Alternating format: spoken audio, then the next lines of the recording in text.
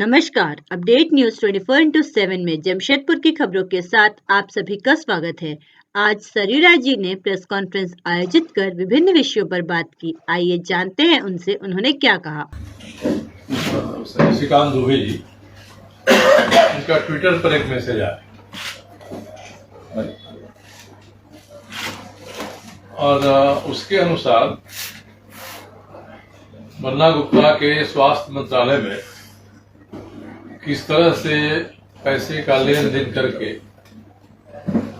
पदों पर नियुक्ति हो रही है, इसका विस्तार से 2 ऑडियो है।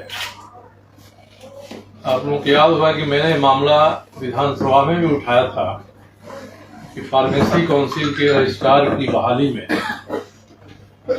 भारी भ्रष्टाचार हो रहा है। एक राहुल कुमार नाम के आदमी को उन्होंने टेम्परोरी बहाल कर दिया है और लिखा है कि अगर ये योग्य होंगे तो इनको अस्थायी कर दिया जाए। अब राहुल कुमार से उन्होंने क्या लिया क्या दिया उस भी एक उस वीडियो में ऑडियो में है। और अंत में राहुल कुमार जी योग्य नहीं पाए गए, तो बाद में कोई पांडे जी उनकी नियुक्ति हुई है उस पद पर। अब राहुल कुमार के साथ क्या हुआ, कितना पैसा उन्होंने दिया, इसकी एक झलक मिलती है दोनों ऑडियो को सुनने के बाद। मैं चुनाव आयोग से मांग करता हूं कि चुनाव आयोग इसकी जांच करे कि क्या धन का संग्रह चुनाव को प्रभावित करने के लिए हो रहा है, क्योंकि ये घटना जुलाई महीने की है और मंत्री के द्वारा भ्रष्ट तरीके से अर्जित धन का उपयोग चुनाव लड़ने के लिए होगा तो उससे चुनाव की निष्पक्षता प्रभावित होगी। दोनों ही ऑडियो मैंने आप सभी के ग्रुप में हमने डाल दिया है, आप उसको देख लेंगे। क्या बात विस्तार में है उसको दोहराने के बदले आप खुद सुन लें। इसका एक बड़ी महत्वपूर्ण पद है राज्य खाद्य आयोग का, जो राज्य में खाद्य में मिलावट से राशन की दुकानों से राशन मिल रहा है कि नहीं मिल रहा है, नहीं मिल रहा है तो उसकी शिकायत खाद्य आयोग तक जाती है। उस खाद्य आयोग के अध्यक्ष का पद कई महीनों से लंबित, बात नहीं बनी तो अंत में उसके ऑफिस में ही ताला जड़ दिया है लोग। आज खाद्य आयोग का पद ऐसी स्थिति में है। तो ये 2 घटनाएं बता रही हैं कि स्वास्थ्य मंत्री और खाद्य आपूर्ति मंत्री रहते हुए बन्ना गुप्ता जी ने कितने कारनामे किए हैं, सभी के सबूत तो नहीं है, और एक कारनामा का प्रमाण बातचीत में 2 लोगों की बातचीत में ऑडियो के रूप में दिखाई पड़ रहा है। ये भारी भ्रष्टाचार है, इसकी जांच होनी चाहिए। चुनाव आयोग जांच करे, चुनाव है तो कौन बोल रहा है, मुख्यमंत्री स्वास्थ्य मंत्री के ऑफिस से कौन बोल रहा है, कह रहा है कि बोलिए कितना दीजिएगा, तो ये बतवा मंत्री जी ऑफिस में बैठे हैं उनको हम बता देते हैं, डील हो रही है उसमें। तो निश्चित रूप से कोई मंत्री जी का के ऑफिस का उनका नजदीकी है या ऑफिस में उनके कुछ एजेंट हैं, एक आध जमशेदपुर के भी लोग हैं, उसमें से एक आध मारवाड़ी परिवार के भी लोग हैं जो एजेंट का काम करते हैं उनके यहाँ। तो जरा इस आवाज की पहचान कराई जाए, इसकी जांच कराई जाए, सत्यता परखी जाए कि राहुल कुमार ने कितना पैसा दिया। इसमें 1,25,00,000 रुपया देने की बात हो रही है और दूसरे ऑडियो में 2 लोग बात करें कि 1,25,00,000 रुपया वो दे दिया और उसके पैसे का क्या होगा। कहता है कि वहां तो चला जाता है, वो चला जाता है, फिर वापस नहीं होता, इससे वो निश्चिंत हो जाता है। ये दोनों ही ऑडियो ऐसे हैं। ये चुनाव के समय में इसलिए उठा रहा हूँ, शिकायत ने ट्वीट भी किया है और चुनाव में बेतहाशा पैसे भी खर्च किए जा रहे हैं कांग्रेस प्रत्याशी की तरफ से, और हम लोगों का के बारे में कैसे भ्रम फैलाया जाए। पहले तो मंत्री जी भाषणों में कहते थे कि जिस सिलेंडर ने कमल को जला दिया, आज उसी सिलेंडर को कैसे कमल वाले समर्थन दें। जब ये धारणा खत्म हो गई, भारतीय जनता पार्टी के बड़े नेताओं ने, अमित शाह जैसे लोगों ने मेरे साथ प्रचार किया, रोड शो किया, और पब्लिक में भी ये धारणा बन गई कि जो सिलेंडर है वही कमल है, जो कमल है वही सिलेंडर है, तो वो दूसरी बात कर रहे हैं। जितने विधानसभा के लिए लोगों ने नॉमिनेशन किया, उसमें सरयू दुसाद है, जिनका 27वें नंबर पर ईवीएम में है। अब 4 गाड़ियां 5 गाड़ियां रोज घूम रही हैं, और जिस तरह से हम लोगों के होर्डिंग की डिजाइन है, एग्जैक्टली हूबहू, केवल नेताओं का फोटो हटा के हूबहू दिया है, उसमें है, और 27 बना दिया गया है, और आगे लिखा है सरयू चाचा। ये तो बेईमानी है ना। अगर सरयू दुसाल हैं तो सरयू दुसाल लिखना चाहिए था, उनका चुनाव चिन्ह उसमें होना चाहिए था। किसी ऐसी फर्जी होर्डिंग में चुनाव चिन्ह नहीं है, और नाम भी पूरा नहीं है। अब कैसे इस तरह के होर्डिंग का परमिशन दे दिया जिला प्रशासन ने, यह भी जांच की बात है।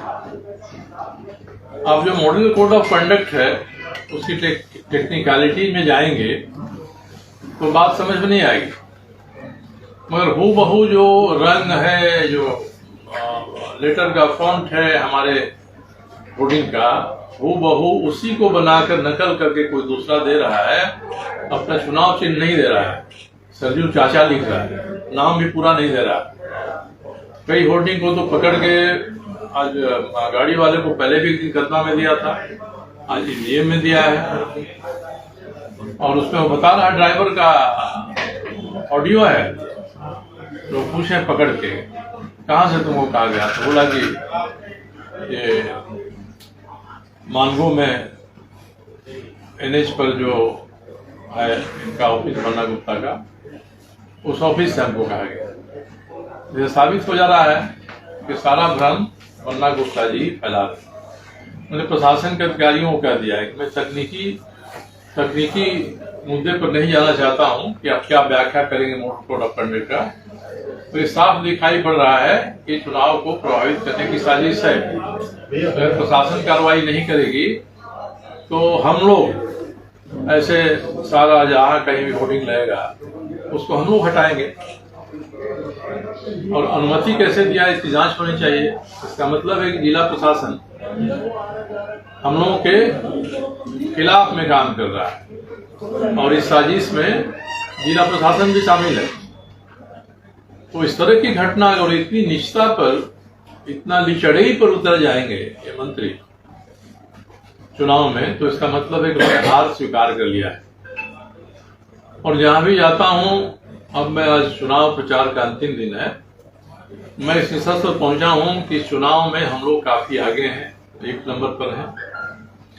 बन्ना गुप्ता जी और बाबर खान में लड़ाई है, कौन दूसरे स्थान पर आएगा। बाबर खान तो जन्मना मुस्लिम है, और बन्ना गुप्ता भी साबित करना चाह रहे हैं कि मैं भी कोई का मुस्लिम नहीं हूं। इसलिए एक और वीडियो उनका वायरल हुआ है जिसमें वो कह रहे हैं अगर कट्टरपंथी हिंदुओं ने मुसलमानों पर हमला कर दिया तो मैं चट्टान की तरह खड़ा रहूंगा उनकी रक्षा करने के लिए। ये नहीं करें अगर मुसलमानों ने हिंदुओं पर हमला कर दिया तब वो क्या करेंगे। और देश के इतिहास में जहां भी इस तरह का हमला हुआ है, पहल हिंदुओं ने नहीं की है, दूसरी तरफ से हुआ। चाहे शास्त्री नगर का ही झंडा का मामला पिछले बार का क्यों नहीं हो। तो ये साबित करता है कि बन्ना गुप्ता जी मुस्लिम समुदाय को अपने पक्ष में करने के लिए एक जन्मना मुसलमान से भी अधिक कट्टरपंथीपन दिखाई पड़ रहा है, और ये उनकी जिहादी मानसिकता का परिचायक है। तो जिहादी हो गए। हम तो पूछते हैं इसी संदर्भ में कि जरा वो बता दें कि संविधान के आर्टिकल, जिस आर्टिकल को मोदी जी ने कश्मीर को देश में एक रखने के लिए हटाया, 35A और 370, उसके बारे में बन्ना गुप्ता का और कांग्रेस का क्या विचार है, इस चुनाव में सामने रखना चाहिए। देशद्रोहों के साथ उनके क्या संबंध है, यह बात सामने रखनी चाहिए। और यह बात भी सामने रखनी चाहिए कि बन्ना गुप्ता जिस मंत्रिमंडल में है, उस मंत्री परिषद ने एक दिन का विशेष सत्र बुला के 1932 के खतियान के बारे में पास कराया। आज नतीजा है कि किसी का भी कास्ट सर्टिफिकेट नहीं बन रहा है। जमशेदपुर में कितने लोग हैं जिनके पास 32 का खतियान है? मुझे लगता है कि बन्ना गुप्ता के पास भी नहीं होगा 32 का खतियान। तो जाति प्रमाण पत्र बनाने के लिए जो कठिनाई हो रही है, उस कठिनाई के जिम्मेदार बन्ना गुप्ता और इनका पूरा मंत्रिपरिषद है। इसी तरह से जब बात उठती है तो हम लोग सवाल करते हैं कि भाई जमशेदपुर पश्चिम के विधानसभा क्षेत्र में आजाद नगर का इलाका ऐसा है जहां इकट्ठे 90 बूथ हैं जो अल्पसंख्यक समुदाय के हैं। वो एक साथ वोट करते हैं, उनके बूथों पर हम लोग को 0, 1, 2 यही वोट मिलता है। और बन्ना गुप्ता उसको इकट्ठा करने में लगे हुए हैं कि वो एक साथ, उनका वोट एक साथ पड़े। और जब हम लोग बात करते हैं कि भाई जो बाकी बहुसंख्यक समाज है उसका भी वोट एक साथ पड़ना चाहिए, तो इसमें उनको ध्रुवीकरण दिखाई पड़ता है कि पूरी तरह से जिहादी मानसिकता इनकी हो गई है। और ये प्रयास कर रहे हैं कि बाबर खान से भी अधिक कट्टर मुसलमान में दिखाई पड़ो, उनकी तारीफ की जानी चाहिए कि बड़ी फर्राटे से वो कलमा पढ़ते हैं। इसका वीडियो भी सामने आया है। तो पहले कलमा पढ़ने तक था, अब उनको चुनाव में एकजुट रखने तक हो गया है। और बाकी दूसरे लोग हों तो उनको कहा जाएगा कि ध्रुवीकरण करा रहे हैं, सांप्रदायिकता फैला रहे हैं।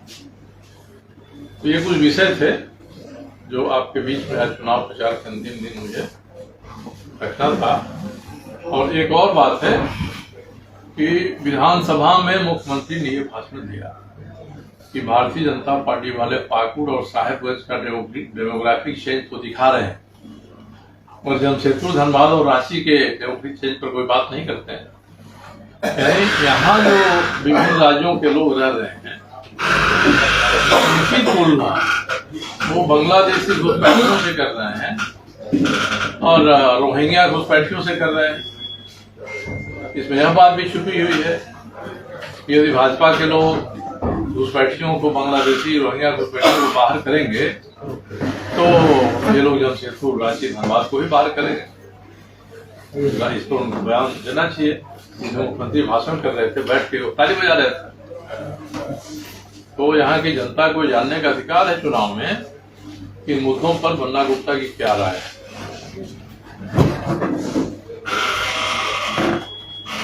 अभी तक क्या स्थिति लग रहा है? भूल गए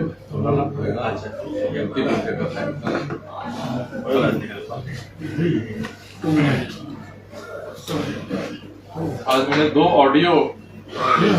जमशेदपुर की खबरों के साथ बने रहने के लिए हमारे चैनल अपडेट न्यूज 24/7 को सब्सक्राइब और लाइक करना ना भूलें। धन्यवाद।